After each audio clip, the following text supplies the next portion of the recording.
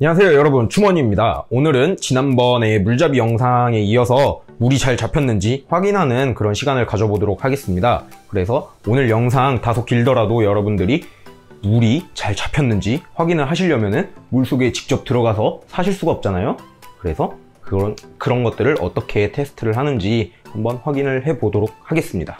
자, 지난번 영상에서도 물잡이는 한 달 정도 걸린다고 말씀을 드렸습니다. 근데 그러면은 물을 한 달 동안 잡아놓고 거기에 제가 물고기를 넣었습니다. 만약에. 근데 거기서 제 물고기가 만약에 죽었습니다. 무슨 일일까요? 여러분들 알 수가 없잖아요. 궁금하잖아요. 왜 이렇게 된 건지.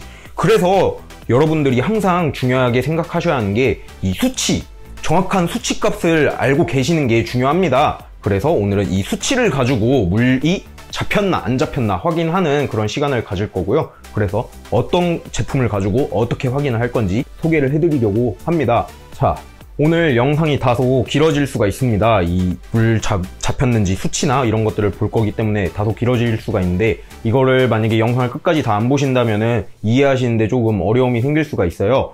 근데 이게 사실 물잡이에만 중요한 것이 아니라 물생활이나 아니면 여러가지 물속에 사는 생물들, 그뿐만 아니라 일상생활에서도 많이 유용하게 쓰이는 정보이기 때문에 여러분들이 오늘 끝까지 보셔야 이것들을 잘 이해하셔가지고 적용을 하실 수 있을 겁니다. 그러면은 헛소리 집어치우고 빨리 가보도록 하겠습니다. 렛츠 고!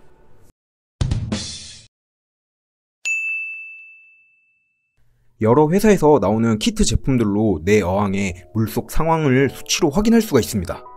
그래서 어떤 키트를 사용하는지, 또한 키트를 어떻게 사용하는지 저도 직접 확인을 해보면서 설명을 드리도록 하겠습니다. 먼저 물생활 필수템인 pH킷입니다. pH킷은 물속의 수소 이온 농도를 측정할 수가 있습니다.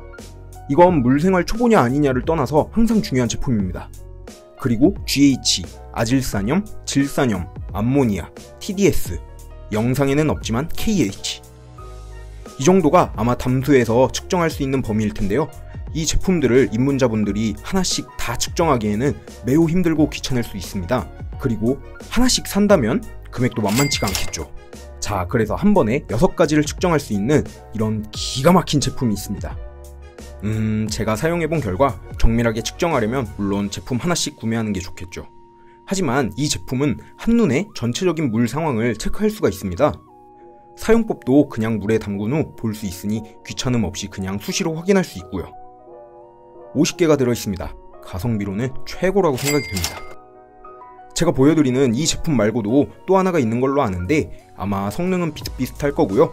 이렇게 열어보면 이거 어디서 많이 보던 것 아닌가, 이런 생각이 들 겁니다. 화장실에 자주 들고 가던. 자, 이제 테스트를 해볼 텐데요. 지금 보시는 오른쪽 어항은 제가 물을 잡은 지 딱 45일 된 어항입니다. 왼쪽은 현재 물잡이 15일차 된 어항이고요. 한눈에 봐도 왼쪽 어항은 백탁 현상이 보이고 오른쪽 물은 깔끔하고 짱짱한 게 보이시죠? 이 백탁은 모래 자체의 잔분이 잡히지 않은 경우일 수 있습니다. 여과 사이클이 형성되지 않아 생기는 경우도 있고요. 어떤 이유로 백탁이 생기던 물이 잡히면 백탁 현상이 보이지 않는 게 정상입니다. 자, 이제 이 테스트를 합니다. 설명서대로 해보겠습니다. 왼쪽 오른쪽 어항 둘 다 이 테스트 페이퍼를 담그고 2초 기다린 후에 빼줍니다. 그리고 물기를 적당히 탁탁 털어준 후 45초 후에 확인을 하면 됩니다. 자, 이제 확인을 해볼까요? 위에 페이퍼는 물이 잡힌 어항, 아래 페이퍼는 물잡이 2주차 어항입니다. 차이가 보이시나요? 이게 사실 대비표가 이렇게 제품에 써있는데 영상으로는 잘 보이지 않을 것 같아서 하나씩 설명을 드리겠습니다. 가장 왼쪽부터 말씀드리자면 CL2라고 쓰여있네요. 이건 염소입니다. 아, 편집자님, 또 염소 사진 날리지 마시고요. 경고합니다. 네, 이렇게 노란색을 띠면 정상입니다.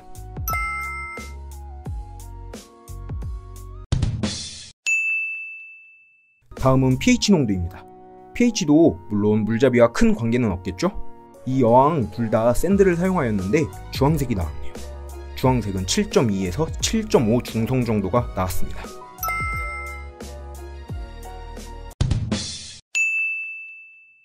다음은 KH인데요.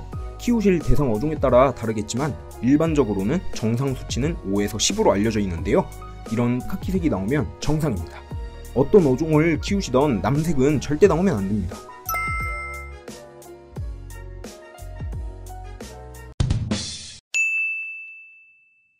다음은 GH입니다.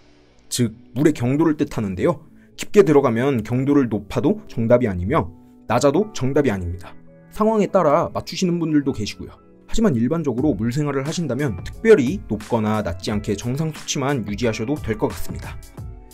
숫자로 말씀드리면은 8에서 20 이 정도가 정상 수치라고 제품에 표시되어 있고요. GH는 바닥재도 영향을 미칩니다. 물론 이 4칸이 모두 청록색이거나 모두 붉은색이다 라면은 엄청 낮거나 엄청 높은 것이므로 그래서 이것만 가지고 물이 안 잡혔다라고 단정을 지을 수는 없습니다.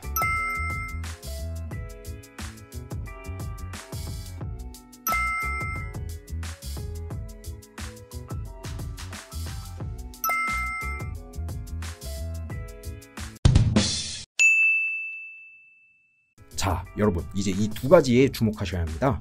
NO2와 NO3, 즉 저번 영상에서 말씀드렸던 여과 사이클의 주인공인 아질산염과 질산염입니다. 왼쪽이 아질산염, 오른쪽이 질산염인데요. 둘 다 흰색이 나오면 아주 좋지만 진한 분홍색이 나오면 절대 안 됩니다.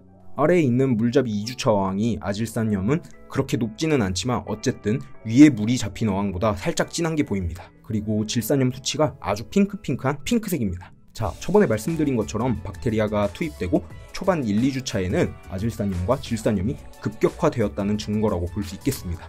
이 기간이 지나고 수치가 안정화된다면 물이 잡혔다고 볼 수 있겠죠?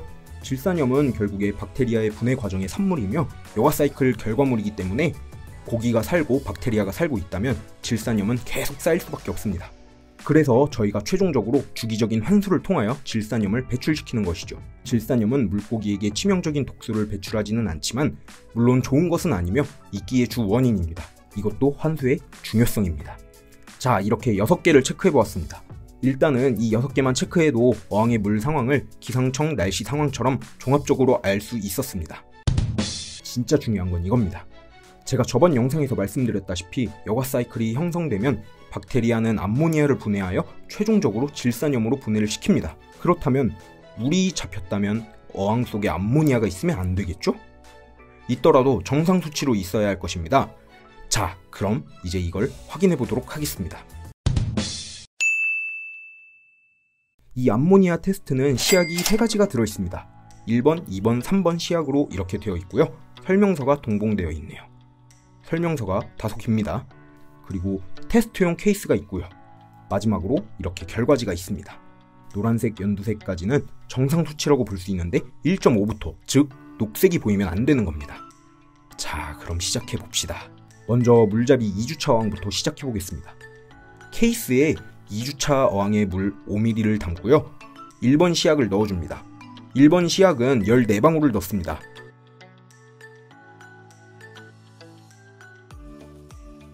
뚜껑을 닫아주시고 이렇게 흔들어 주시고요. 다시 뚜껑을 열고 2번 시약을 7방울 넣습니다. 다시 뚜껑을 닫고 흔들어 줍니다. 마지막으로 3번 시약을 7방울 넣어줍니다.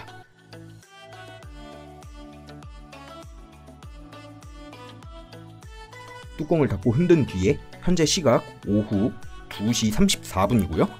20분을 기다립니다. 자, 20분이 지난 2시 54분입니다. 이 결과지 위에 대볼 건데요. 와우, 초록색입니다. 마치 피콜로 같은 초록색입니다. 이건 암모니아가 대충 봐도 수치 2는 훌쩍 넘는 수치겠네요. 영롱한 초록색입니다. 예. 이러면 악성 독소들이 방출되므로 고기가 살 수 없겠죠? 자, 이번엔 물이 잡힌 어항을 해볼 텐데요. 테스트 케이스를 깔끔하게 헹군 후에 똑같이 합니다. 또 보면 지겨우니까 빨리 감기 해도 될까요?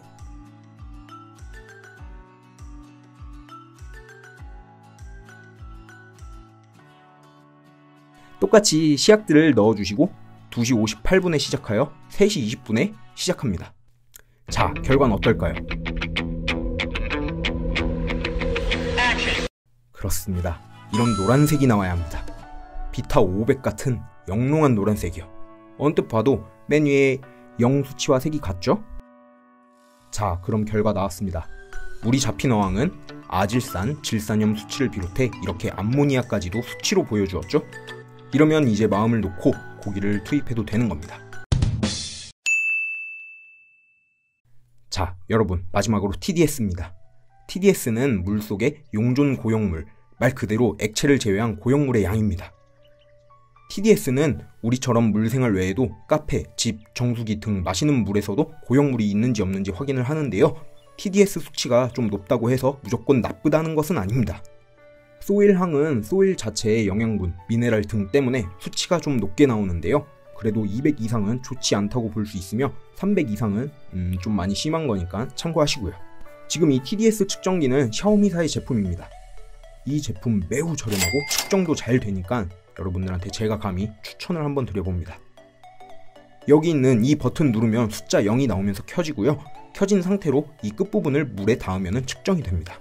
참 쉽죠? 자, 먼저 아까 그 잡힌 어항부터 보겠습니다. 115네요. 정상 수치고요. 참고로 슈가 사이즈 샌드를 사용하고 있습니다. 다음은 어제 환수한 소이랑입니다. 아무래도 환수하고 다음 날은 당연히 TDS가 조금 낮게 나오겠죠? 그래도 아무래도 소이랑이라 140 정도는 나오네요. 물론 정상 수치입니다. 마지막으로 환수 안 한 지 2주 된 남미 대형어 어항입니다. 기대가 됩니다. 그래도 200 이상은 좋지 않다고 볼 수 있으며 자, 272가 나왔네요, 여러분. 반성하겠습니다. 괴로울 것 같습니다. 주기적인 환수는 물고기와 사람의 정신건강에 이롭습니다. 자, 여러분, 이렇게 오늘 어항 수질 테스트, 물잡이 확인법에 대해서 알아보았습니다.